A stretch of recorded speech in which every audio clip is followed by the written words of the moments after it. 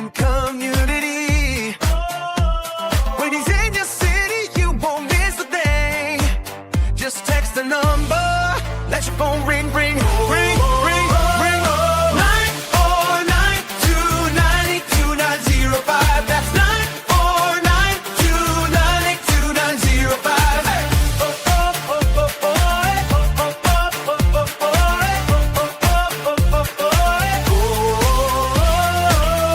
Events, connection, and opportunity, all in one place. Come join the community. So text it now, don't wait in line. 949-298-2905. That's 949-298-2905.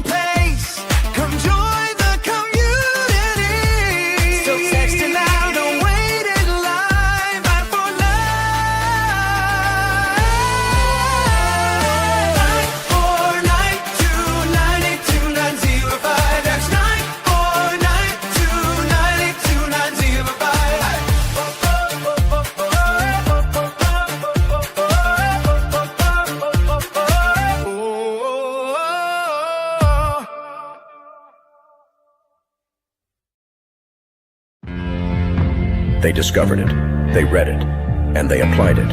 It's the golden thread that connects the titans of the self-development industry, the source that spawned millions of millionaires, the original blueprint to success.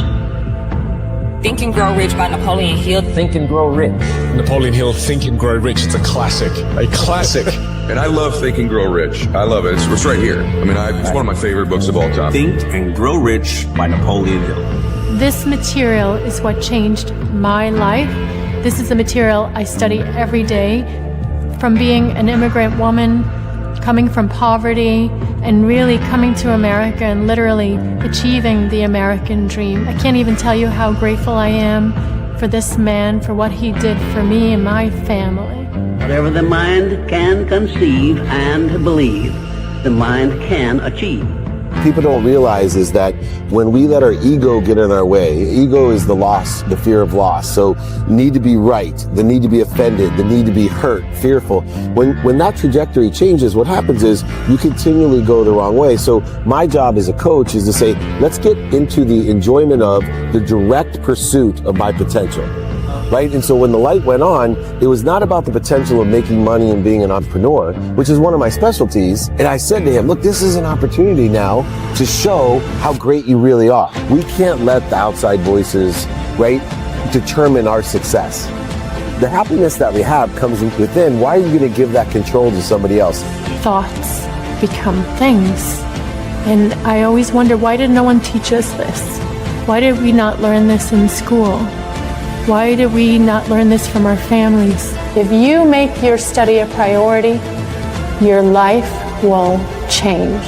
And I came up with 4 really valuable things that I took stock in. And the first one was gratitude. Simple gratitude. Although I grew up with nothing, I was always grateful. Throughout the whole process of consistently, persistently pursuing my potential, I was grateful. It made my past better, my present brighter, and my future even brighter than that. In fact, I tell people all the time, if you want to change your life, change your employee's life, your family life, it's very simple. 2 words, say thank you.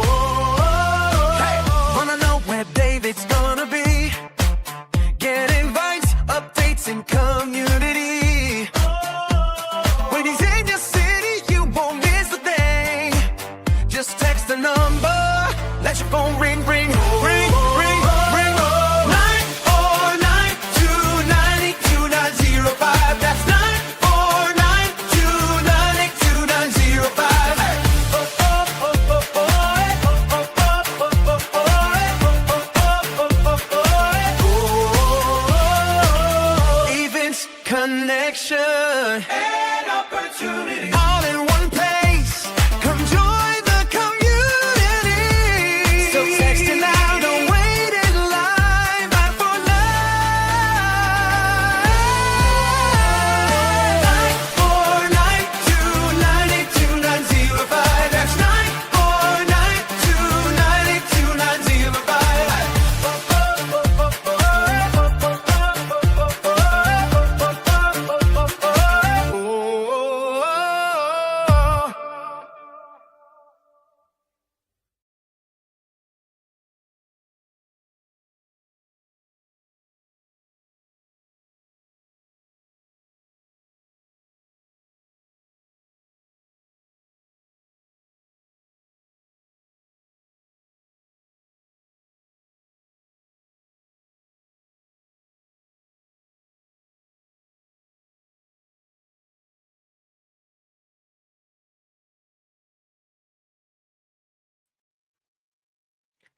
Hello and welcome to Napoleon Hill Institute's training weekly training.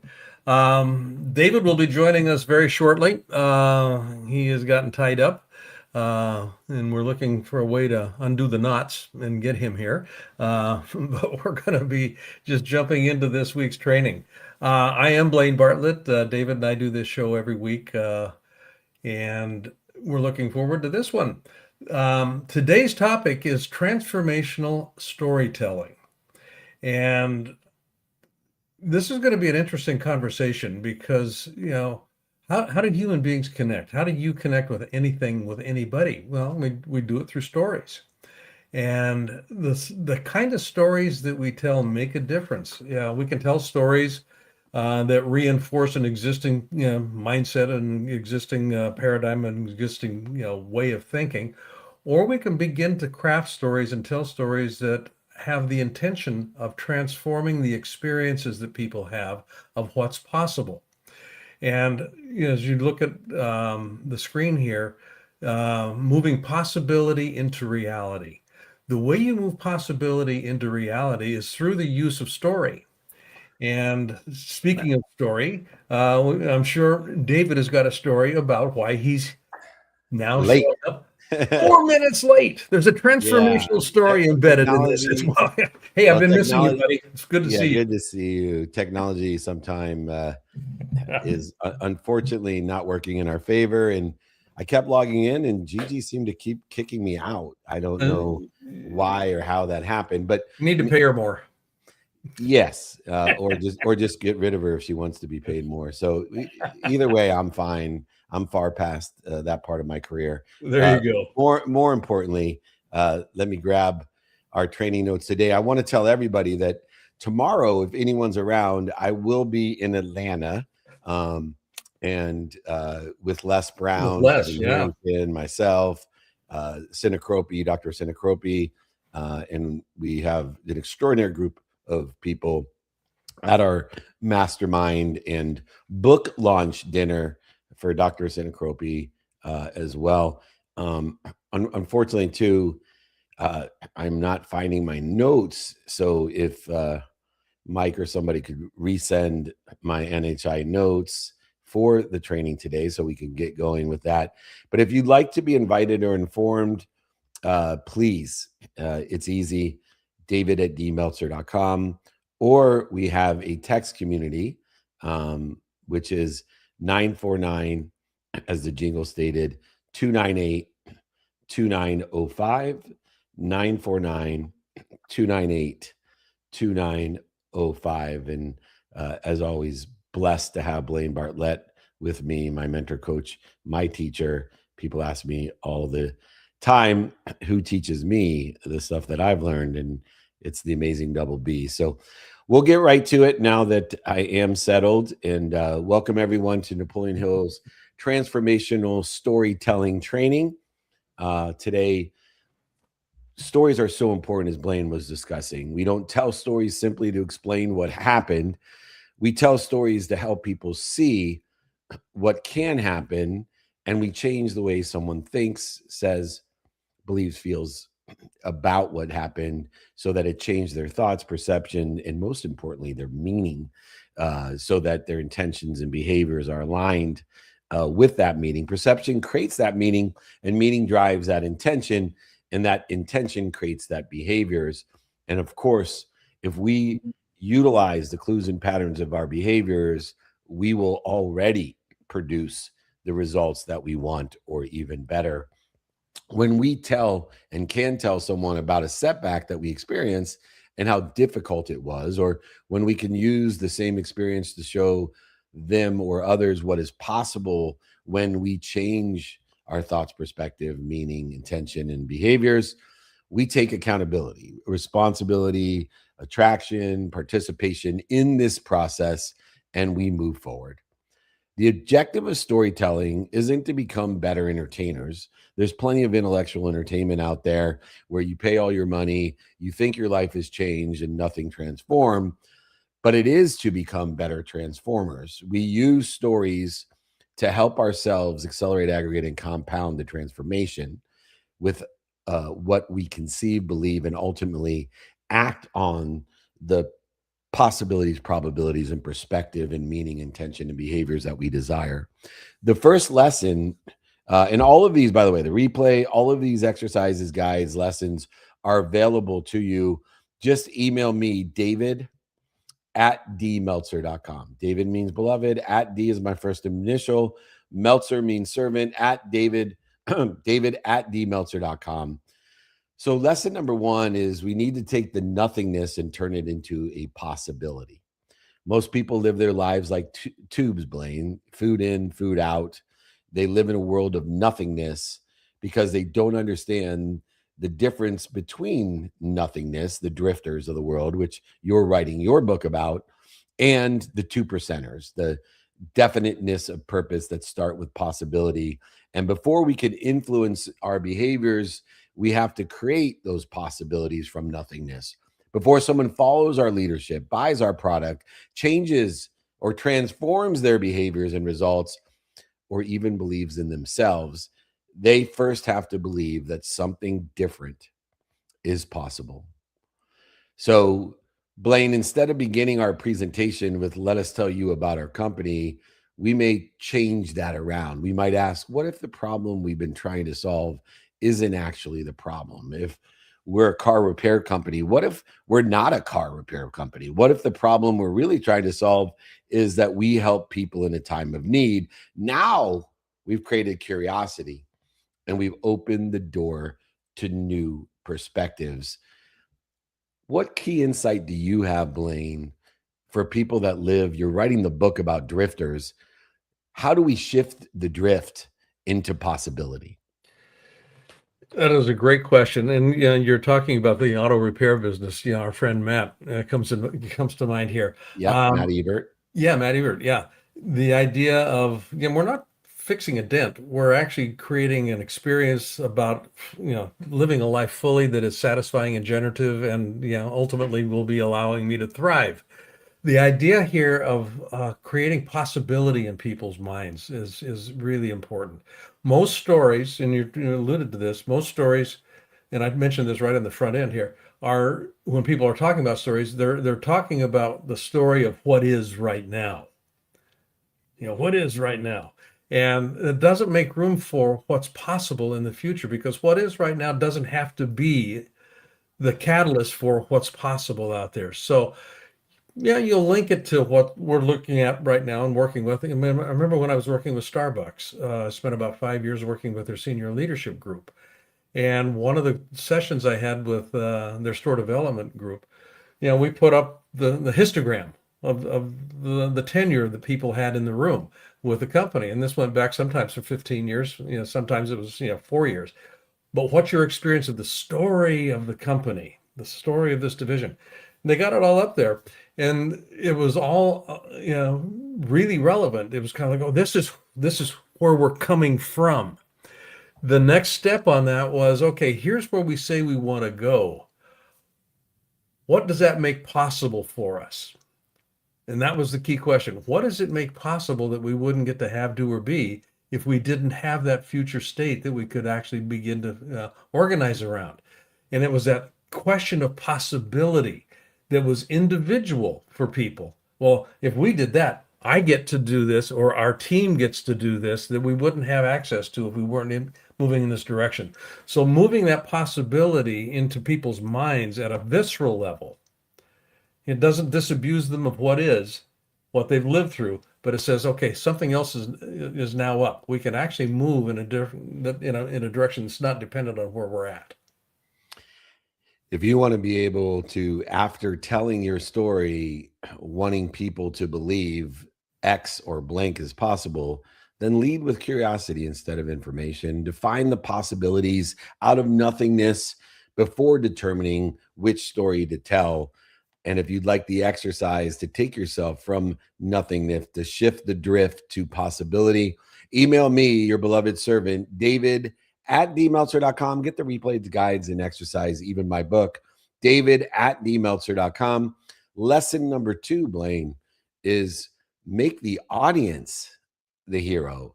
So stop talking to audiences and start listening for what will make the shift from the drift. And one of the biggest mistakes we can make is believing our story is actually about us.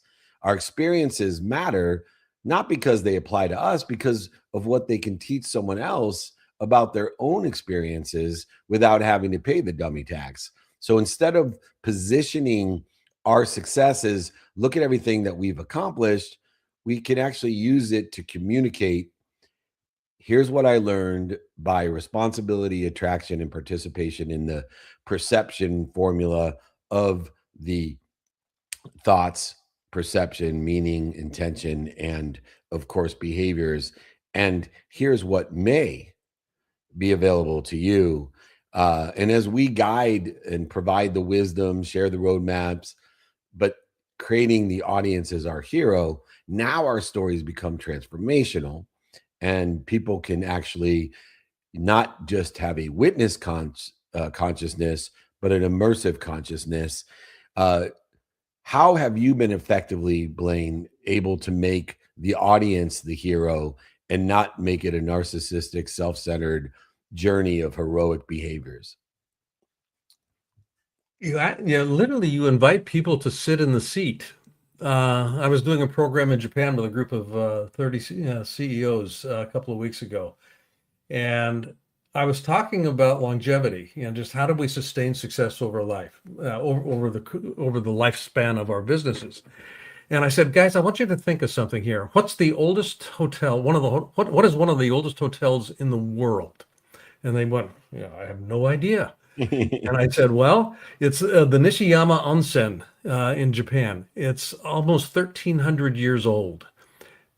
It's a 1,300-year-old property that has been in the hospitality business for 1,300 years.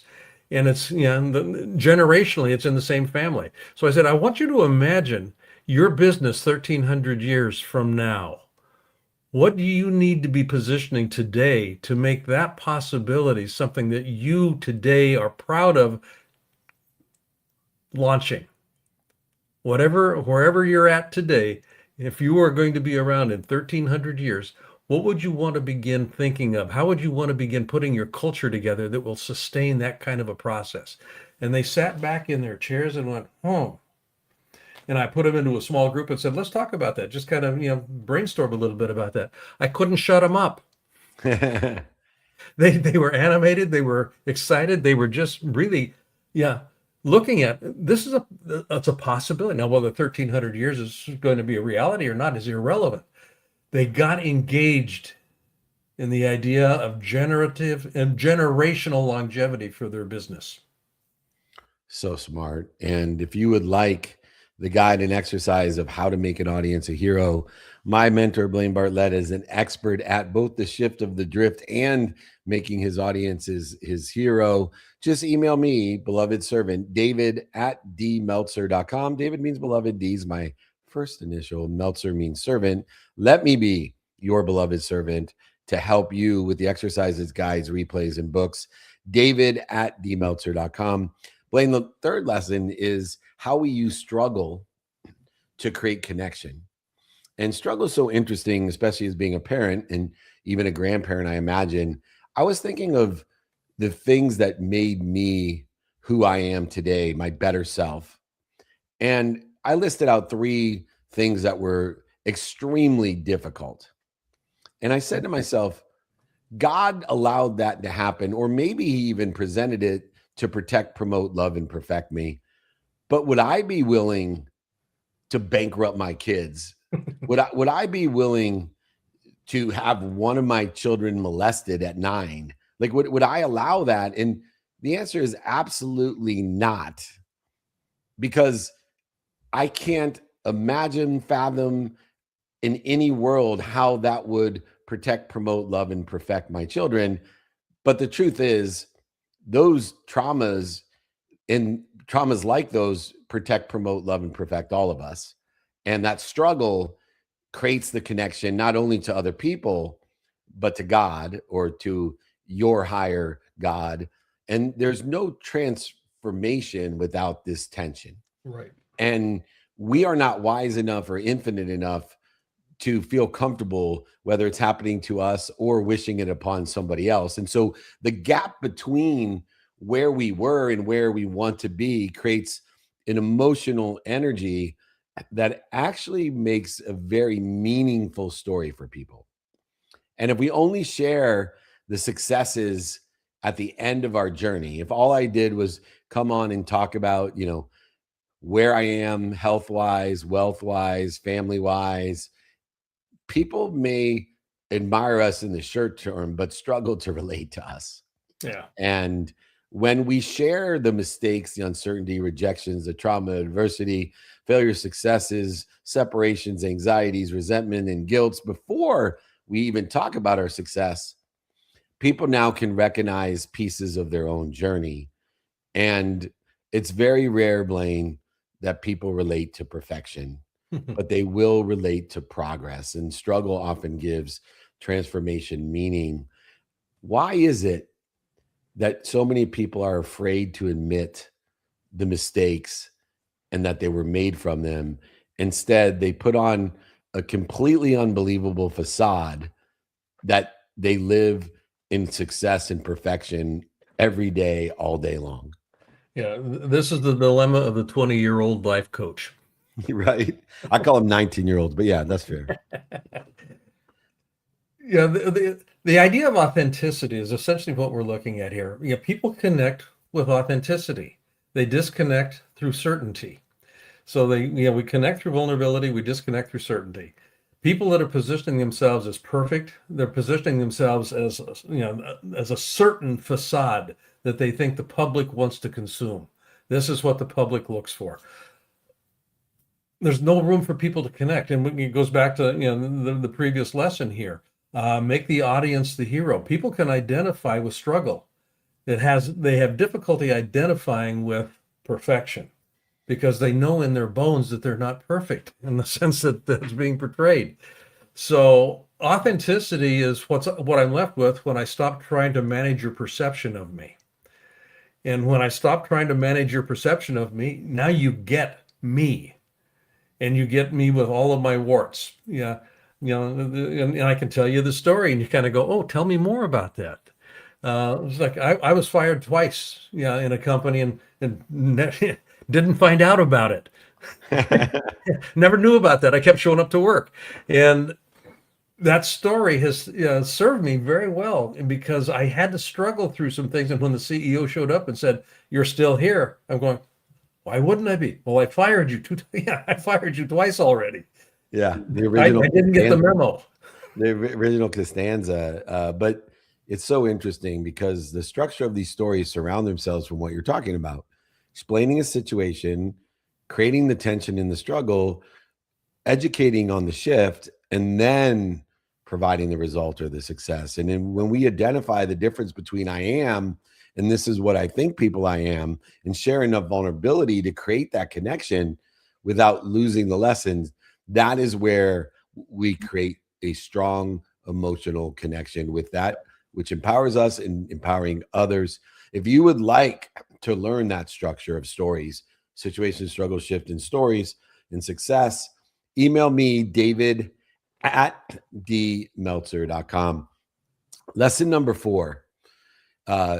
Every story has a turning point. It's called a climax. There's an innuation and a diminution, but identifying the turning point is a very important lesson. Every transformational story needs a moment when something shifts, changes, drifts to intention. It may be a decision, failure, conversation, question, realization, could be a relationship, but it represents the moment that we stop simply responding to the reaction to fear and we begin choosing free will to clear the interference between us and the infinite energy, intuition, intelligence, and inspiration that exists. We spend months in blame, shame, justification for poor results in our life, and we use it to justify the conversation that forces us to ask, what are we really defending? What are we really proving? What are we really controlling? And the external situation does not change. The external circumstances, they don't change, that existed. It's just the meaning or response does. And that decision changes everything that follows. And so turning points are often the moment we move from victimhood to victorhood or accountability. And before the turning point, we react. And after the turning point, we choose. You have empowered so many people to understand the difference between reaction and choosing. For you, what are we looking at, or how are we compensating for our initial reaction to quickly get to prioritization of choice? And the choice is the key there. I mean, I think of the Lord of the Rings trilogy. The reason that that has such long legs, it's been around, and Tolkien wrote that back in, I think, the 40s. Yeah. Frodo has this epiphany. He gets to a point where everything is coming at him and he just has to decide. Yeah, I'm not a victim of Sauron, and I'm not a victim here. I actually, there's a choice point, and it's that choice point that literally, as you're talking about it, we move from being reactive to pissed off in one sense. It's kind of like, I'm not going to take it anymore. Now it's mine to do something with. And it's that move moves me out of the victim frame of mind and into the victor frame of mind. I don't know how this is going to come out, but I know that I'm going to take this action now. And it's the hero's journey. I mean, it literally is the hero's journey. And every one of us will have that, and we can all identify in our lives moments where, and they don't have to be huge, but you made a decision. I'm not going to do this anymore. I'm not going to take this anymore. I'm not going to go down that path anymore. And we can actually use that as a referent example to inform what we do next as our life begins to move. That's a good point of identifying that moment of change and what to do next, and believing for that moment that what we changed afterwards into the highlighting of the decisions, the choices, creates the reality, the do it now of a choice, and taking accountability of learning from what we did to be responsible, attracted, and participate in the thoughts, perception, meaning, and intention that we provided. If you would like an exercise guide, a book, if you'd like the replay to identifying those turning points to create release of that tension and teach the lesson, the shift of the turning point, email me, david@dmeltzer.com. Lesson number 5, Blaine. This is one that I think aligns with entrepreneurs of the saying that there's a million great ideas out there, but who's taking it to market? And in other words, there's a million great lessons out there, but what are you doing about it? Are you turning it into a system so that you can be efficient, effective, and statistically successful in those choices that you make, knowing your time and risk tolerance, knowing your perceived value, your bottom line? Inspiration or ideas and thoughts without application, they're like steam. It just evaporates. A great story may move us in that intellectually entertaining way, emotionally moving us that, yes, I can do this. Yes, I can. But a transformational story gives us something, a system that we actually can use when the motivation dissipates and the hard work begins. We can tell stories about losing everything and rebuilding like I so often do, but the story becomes more valuable when the audience, the heroes, extract the principles of gratitude, forgiveness, accountability, and effective communication. And then showing them how those principles can be applied in the systems, frameworks, and habitual behaviors, practices that help to effectuate going to market, monetization, materialization of the ether. Every story should produce a lesson, and every lesson should produce an action. This is how we move. This is how you move me and millions of other people's from possibility into reality. And nobody, as it states by your name every day, nobody shifts people from possibility to reality like Blaine Bartlett. Talk about why or how people need to take action. They just can't be intellectually entertained. Einstein said nothing happens until something moves. And My hero. that's kind of the gist of it. in some of the leadership work I'll do, I'll have people actually do a leadership lifeline. How did you learn to be a leader? How did you learn about leadership more precisely? And I want the positive and the negative, things that you did that made you feel good, things that you learned that made you feel bad, events in your life that, had plus and minus emotional content to them. So they'll do this lifeline and they say, identify these little episodic events. I'll say, what's the lesson? There's a leadership lesson here. What's the lesson you pulled from that informs how you are leading today? And how will you utilize that lesson as you try to put this initiative into practice? So it's all about lesson extraction. Mm-hmm. Everything has a lesson embedded in it. And lessons by definition are always generative. There's something that I can leverage here. I may not have liked what happened. It didn't feel good. I felt like it destroyed me in one sense, but there's a lesson. There's a lesson that is positive in its intent. Otherwise, it wouldn't be occurring for me. So how do I leverage that lesson? I got to identify it first of all. And then I look for leverage. How do I begin to put it into motion? Not in a big way, little tiny step, incremental piece. Beautiful. And that framework that Blaine teaches, from possibility to reality, of utilizing story to provide the lessons, but also the framework. And most importantly, he gives you the actions and holds you accountable to those lessons. And when we extract them and utilize them and take action, things start to materialize, monetize in our lives as a reality. The last lesson, Blaine, before I let you take your Q&A session, as I am so grateful you take the time to allow the community to get clarification from my mentor, teacher, and coach, Blaine Bartlett, blainebartlett.com, is the transfer process. Lesson 6. If you'd like the first 5 lessons or this lesson, it's david@dmeltzer.com. David means beloved. D is my first initial. Meltzer means servant. Let me be your beloved servant. David@dmeltzer.com.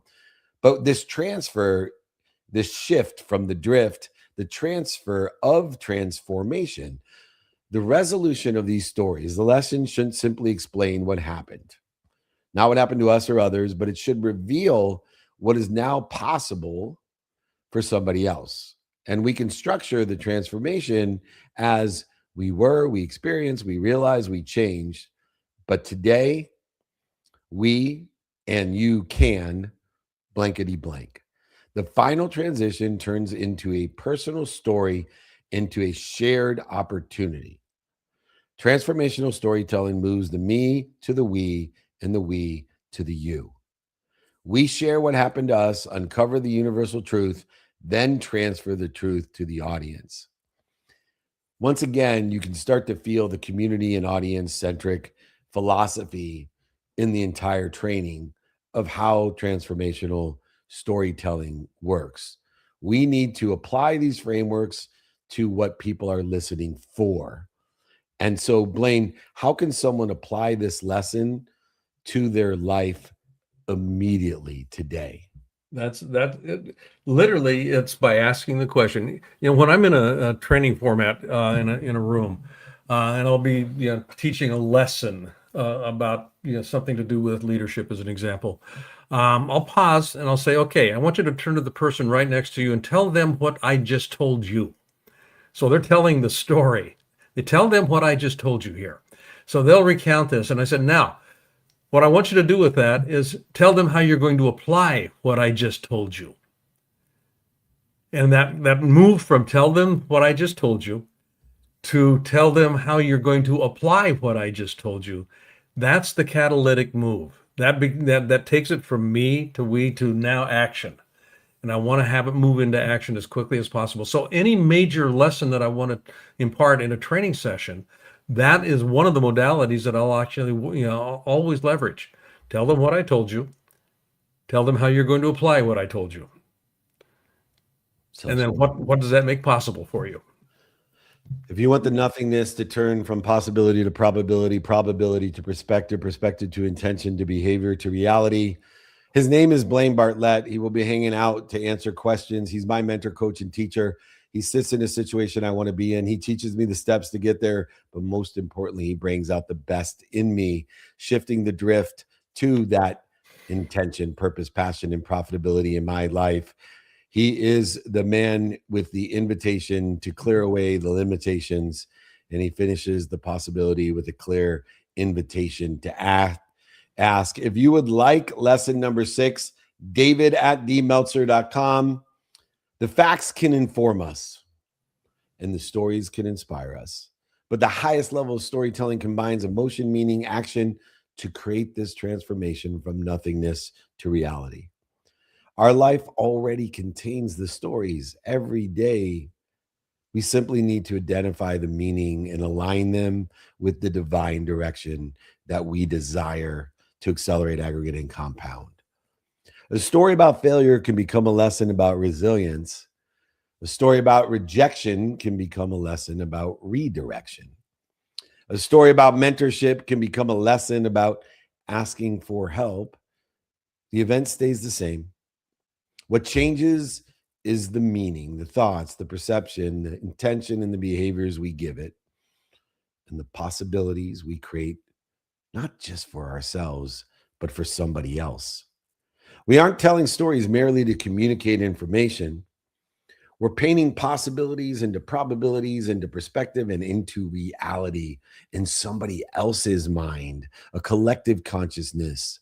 So the best storytellers aren't remembered only for the stories that they told, but for the stories they helped other people change about themselves. This is what transformational storytelling is about. If you'd like the replays, the guide, the exercises, the books, the lessons, please let me be your beloved servant. David means beloved. @D is my first initial. Meltzer means servant. Email me, david@dmeltzer.com. Hope to see you in Atlanta. Please text me to join our text community. Be invited, be informed. 949-298-2905. Surprisingly, still 4 minutes late to give this back to Blaine. I don't know how time works, but it sure entertains me. Blaine, thank you for everything you do. Please reach out to me, david@dmeltzer.com. Enjoy the Q&A session with the incredible Blaine Bartlett. I'll see you soon, my friend. Okay. Have a good, well, see you tomorrow on office hours. See you tomorrow on office hours. Peace. Okay. Peace. Okay. We're going on to the Breakfast of Champions. There we go. Got my mic on. Nick, I can hear you now. Yeah.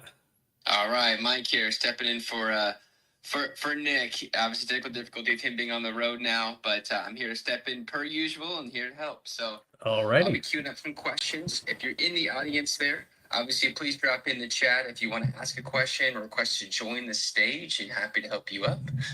We'll be queuing everybody up here in a line, so go ahead and ask to join, get your question answered. Let's start here with Mr. Mark. Great seeing you yesterday, my man at the Mastermind. What question you got for us today? Likewise, thank you, Mike, and thanks, Blaine. I always appreciate these sessions. You know, I'm kind of in this space where I want to not give a fuck what people think about me, but I also don't want to be a really distasteful person. You know, so I kind of have a two-part question for you. What does it actually look like to stop managing people's perception of you? And can someone consciously try to be authentic and still be inauthentic because we're managing how our authenticity is being perceived? That's an interesting take on that. Perfect. Blaine, real quick before you dive into that, can you unmute yourself on Clubhouse? Oh, there we go. Okay, I thought I had already done that. Yeah, well, I'm back. Okay. So, yeah, Marco Antonio. How do I stop? Okay, I'll just kind of, how do I stop managing other people's perception of me? The way that I do that is to actually consider why, how do I want them to feel about themselves when they're in my presence? So I'm going to start with that as kind of a piece here. I'm not wanting to manage their perception of me. I want to pay attention to what's the experience they're having of, in our conversation. What's the experience that they're having? And if I begin to organize around experience, that begins to change the tone and tenor and the content of how I'm showing up. When I'm considering, when the focus is on me, I'm concerned about how they are seeing me. Do they see me as polished? Do they see me as knowledgeable? Do they see me as whatever? That's different than how do I, what's the experience that is important for them to be having in our interaction? I want them to feel as if they're heard. I want them to feel as if they're seen. I want them to feel as if they're valued. I want them to feel as if they matter. That's a different kind of a conversation, and it calls on a different part of me to engage. And I literally have to begin to move outside of my facade in order to accomplish that. I'm always going to have an ego in play. So that's just going to be a given. My egoic self is always going to show up. I want to be in front of it, though. I don't want to have it driving the process. So the question of, how do I want, what's the experience I want them to have of themselves while they're in my presence is a different way of organizing the conversation. Does that help? I'm a lot to digest, and I'm gonna have to definitely listen to this replay. But yeah, I was thinking, there's just this battle of like, trying to be authentic, but still managing. Like, if we're managing our authenticity, is that really being authentic? Is my question. Yeah, actually, it is in one sense because it's about conscious awareness rather than unconscious activity. I'm consciously managing, am I being authentic right now? And that forces me, literally, it will force me to drop into an internal exploration. What's going on in here? And is it being expressed out there in a way that's appropriate? Okay, being authentic doesn't mean I just throw the kimono open and you get everything. Being authentic has to do with judicious deployment of the energy that I am in a way that serves where it is that we want to go together, if that makes sense. Thank you for going deep with me, Blaine. Appreciate it. You bet, Marco Antonio. All right, Blaine. I got a question. I'm pulling from IG Live. Obviously, we're live stream across multiple different platforms, so going through the socials and pulling through different questions as well. From IG, one of the questions is: does it make sense, or is it confusing to have an objective in mind when listening to someone for their story? For your story, or does it make sense to have intention when listening to the person, rather than having the objective beforehand, if that makes sense? If I understand the question, the purpose of every communication, I'll just kind of frame it this way. The purpose of every communication is to produce a result. That's why we communicate with people. That's why we communicate with the floor when we're walking, because the result I want is to get across the room. So there's a communication dynamic that is organized around what's the result that wants to be produced. So, you start with that premise. What's the result that you're trying to produce here? And then kind of secondary and then even tertiary to that is that for the benefit of me, or is that for the benefit of them, or is that for the benefit of us? That result that I want to see produced. That begins to inform the quality and the nature of the conversation itself. If it's solely about me, what's going to be happening there is, my ego is going to be getting in the way, and I'm going to be organizing everything around right and wrong, good and bad. This is serving me. And if it's not serving me, you're going to feel it energetically. If it's all about you, then what's going to begin to happen is I will start to collapse my boundary state. But if it's about us, co-creating a future state, then there's going to be kind of an interesting dialogue that comes into play. And dialogue here has to do with dialogos. You take the word dialogue apart, dialogos, around ideas, dyad, around logos, ideas. So you're now beginning to explore the ideas, the possibilities of what can occur out there in the future. So keep in mind that the purpose of any communication is to produce a result. You want to be clear about what's the result that you're trying to produce. Who's the beneficiary of that result? What does it make possible? Got it. And then a follow-up to that as well. Do you believe the meaning of our story changes as we change? And how should that affect the way we tell it? Does the meaning of the story of our stories change as we change? It probably will because we're bringing a different perspective. If I'm changing, yeah, I'm by definition occupying a different place, and that different place gives me a different vantage perspective. So I'm seeing things a little bit differently. And if I see things differently, how I describe something determines how I experience it, and how I experience it generates behavior. That description process is a meaning generator. And when I begin to change the meaning of something, I begin to feel differently about it. And as a consequence of feeling different, you're likely going to see a different behavior at some point in time. Got it. Understood. Thank you, Blaine. Lots of follow-ups here. And then let's go ahead to some of our guests here on stage. One of the fan favorites here is Allie. What do you got for us today? Hey, how you doing, Blaine? Hey, Allie, good to hear your voice. Thank you. You as well. I apologize. I only heard about half of the session, but everything I heard was incredible. So my question, my takeaway is that some of the most powerful connections can happen when we share our story before we feel fully confident or ready. And I'm curious what has helped you or those that you've mentored push through that vulnerability and that subconscious fear of being seen or judged. Okay. Courage does not precede movement. Movement generates courage. So I'll just kind of position that as a takeaway around this. I'm never going to be fully prepared, I guess in one sense. It would be one way to think about this. But I want to be in a position where I'm taking action. And this is where having a clear identity or identification around what's the possibility I'm trying to produce? What's the result I'm trying to bring into reality? That clarity of focus, that clarity on outcome, in the language that I use in the work that I do with my clients, it's what's the for the sake of what? What's the compelling for the sake of what that makes a difference that you can't not have? That sort of a thing. So people will move because one of two states exist. One is it's too unpleasant to stay where I am, so I've got to move. The problem with that is it doesn't make any difference which direction I move as long as it's away from the discomfort.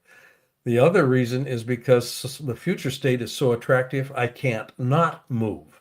So I move in that direction. Now, ideally, you'll have both pieces in place at the same time. A compelling force to move away from something that is distasteful or not satisfying any longer, but a directional pull towards something that is desired. And that's where the story can come into play here. So you can use it as a catalyst. This is how I got here. That's the story. The transformational piece of that is, and here's how I'm learning. Here's the lessons I've learned that are going to compel me to move into this new state that I desire. So there's that push me, pull me sort of a dynamic that starts to come into play. You are just so wonderful. I appreciate you. You bet, Allie. Thank you for saying so. You are too, by the way. Thank you. Thank you as always, Allie. Appreciate it. Next, we're going to your other favorite here, Gigi. What do you got for us today? Hello, happy Wednesday, and Ben, thank you for doing this. I have two questions. Yes. When it comes to stories, how important is the story we tell ourselves, and how that guide us? Let's say I go in a room, I know there's someone that I have an opinion about, and I go in with that attitude. So how is that the internal creates the external and vice versa? That's the first question. Okay. So the answer to that is we are always telling ourselves a story about who we are and where we belong. Who am I? Where do I belong? These are terminal stay resident. I mean, I'll go all the way back to the operating system DOS world. Yeah. There are programs that boot up when the computer starts called terminal stay resident programs, TSRs.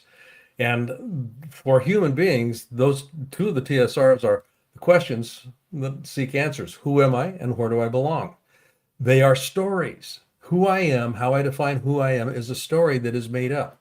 It's my belief systems. It's my, my history, the family of origin. I mean, all of that ancestral stuff that kind of comes into play, as well as scholastically and societally, what's contributed to my sense of self. Where I belong, that also comes into play here. That has to do with psychogeography, and we will organize our behavior around those two dimensions: who I believe I am and where I think I belong.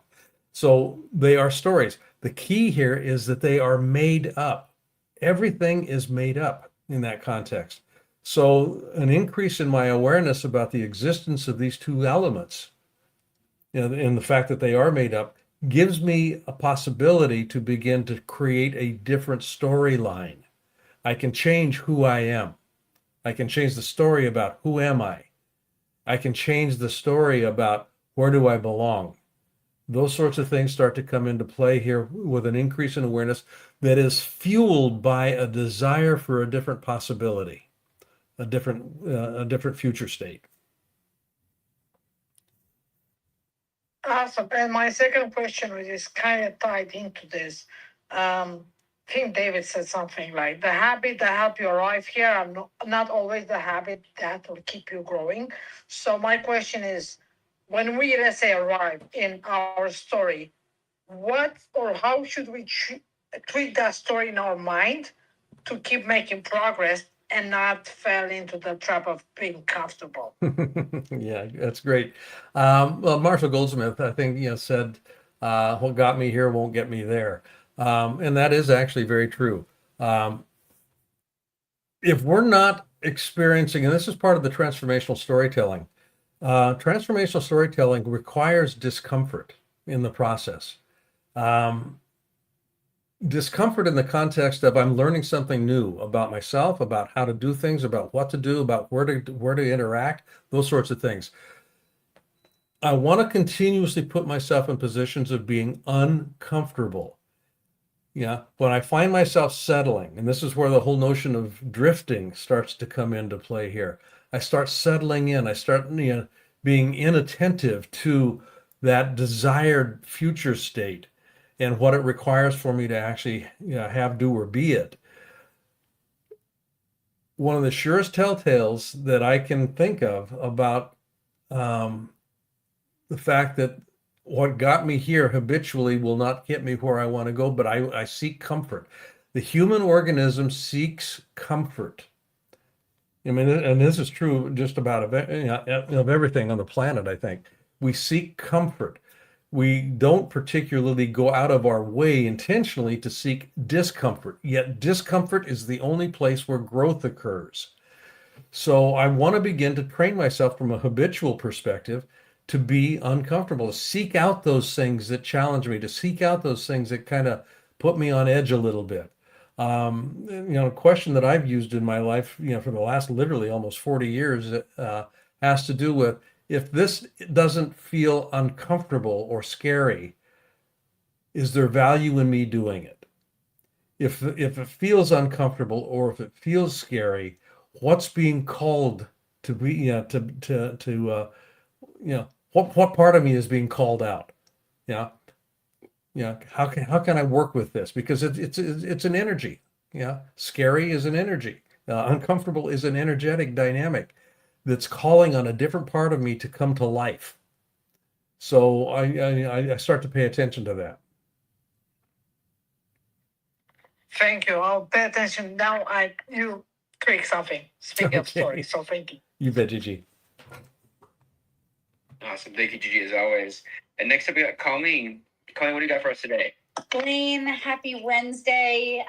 Amazing session so far.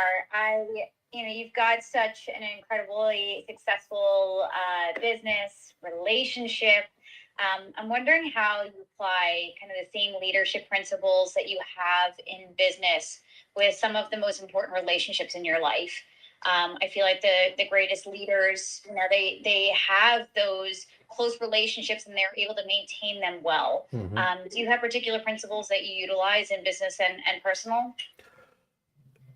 One size fits all in this case, Colleen. It really does. I learned a long time ago, that what works in life tends to work all across life. So in my personal relationship, I'll go back to a question that I was working with, answering Marco Antonio's question here. How do I want people to feel about themselves when they're in my presence? That's applicable in my business. It's also applicable in my personal life. How do I want my wife to feel about herself when she's in my presence? I want her to feel respected. I want her to feel seen. I want her to feel heard. I want her to feel safe. Those sorts of things kind of come into mind. So I organize my behavior, my conversations, my energy, in service of those outcomes. And those are experiential outcomes. They're not necessarily, I want to go see a specific movie, so we're gonna that sort of a thing.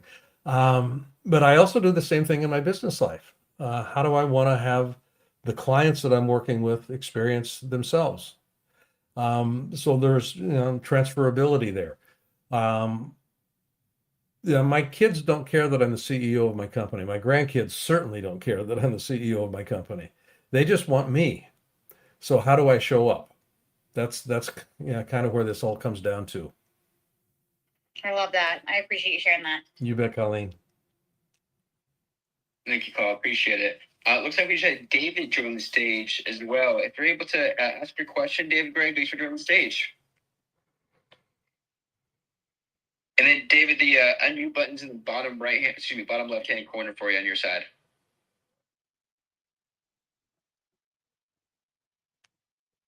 Oh, good. Looking like some technical difficulty. I'm going to bring up Nick for a question. Typically our moderator, but Nick, you're on the question side today, which I absolutely love. What question you got for us today? I love it. Thank you, Mike. And thank you, Blaine, as always.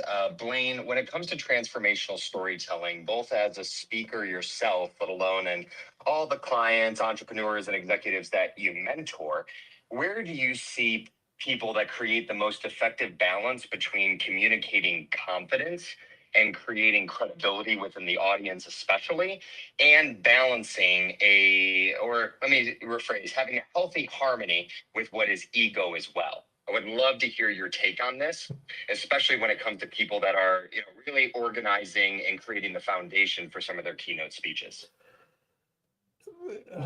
That's a great question, Nick. Essentially, what we're talking about, I think, is when I go up on stage, as an example here, we're looking at presence. How do I presence myself? So before I ever get in the room, and I'm going to go back to something I've talked about a couple of times here.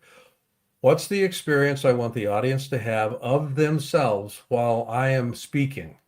So that begins a couple of things happen here. One, it begins to shift my energetic focus, and that shift is away from me, concern about, am I going to do a good job? Am I competent? I mean, all of these things that kind of come into people's minds when they're positioning themselves to speak.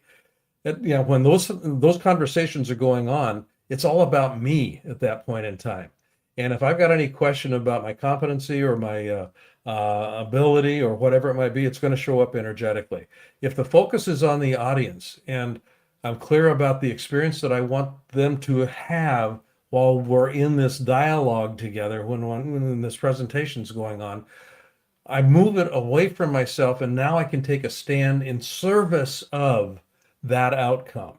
So anytime I start to move into service, I begin to move away from doubt.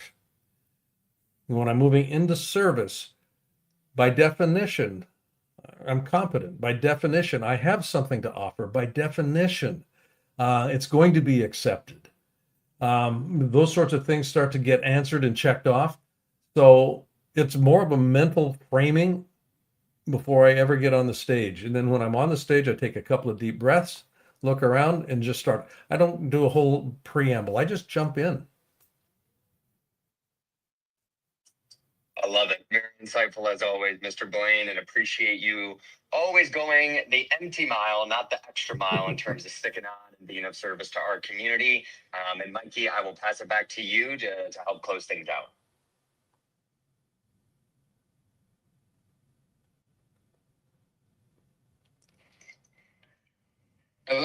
Yeah, we can hear you, Mike. There you go, Mike. Okay, perfect. My headphones died right when Nick was doing that, which was fantastic timing. Perfect. Fantastic. Obviously, we'll close out with that being the last question. Thank you, Nick, for jumping in here, being on the question side rather than moderator side. Blaine, as we close things out here, where can people find you? How they connect with you? If you can leave us with that, that'd be fantastic. Yeah, easiest is on. I'm all over the place on LinkedIn. So LinkedIn, Instagram. You can go to my website, blainebartlett.com. You can also go to leader.blainebartlett.com/SOBE community. That's my leadership community. And I see that Gigi has put this up on the screen here. So those would be probably the easiest ways to get a hold of me. You can DM me directly at bbartlett@avatar-resources.com as well. Awesome. Thank you, Blaine. And for those that want to obviously see Dave, connect with him in person as well, be sure to join the text community at 949-298-2905 or text him directly at david@dmeltzer.com. Catch him in Atlanta tomorrow, San Diego, Los Angeles, and then South Dakota. Obviously, he is continuing to be on tour, traveling 200+ days a year. Blaine, thank you as always. We appreciate you. Thank you for the Q&A. Absolutely fantastic as always. Thank you, Gigi, as always to you as well. Take us home. Hey! Hey! Hey! Oh, hey! Wanna know where David's gonna be? Get invites, updates, and community. When he's in your city, you won't miss a thing. Just text the number, let your phone ring, ring, ring, ring, ring. 949-298-2905. That's 949-298-2905. Events, connection, and opportunity. All in one place. Come join the community. So text it now, don't wait in line. 949-298-2905. That's 949-298-2905.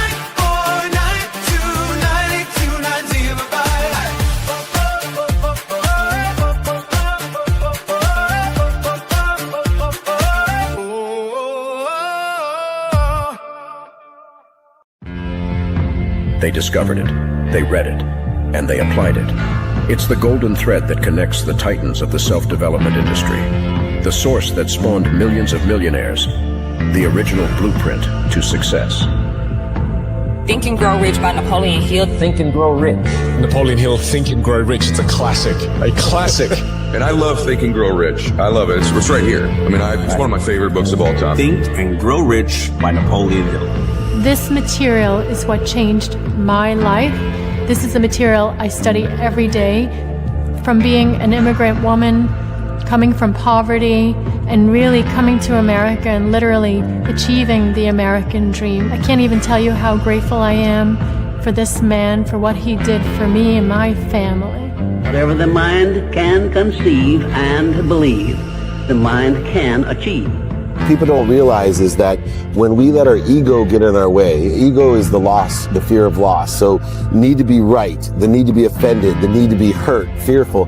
When that trajectory changes, what happens is you continually go the wrong way. So my job as a coach is to say, let's get into the enjoyment of the direct pursuit of my potential.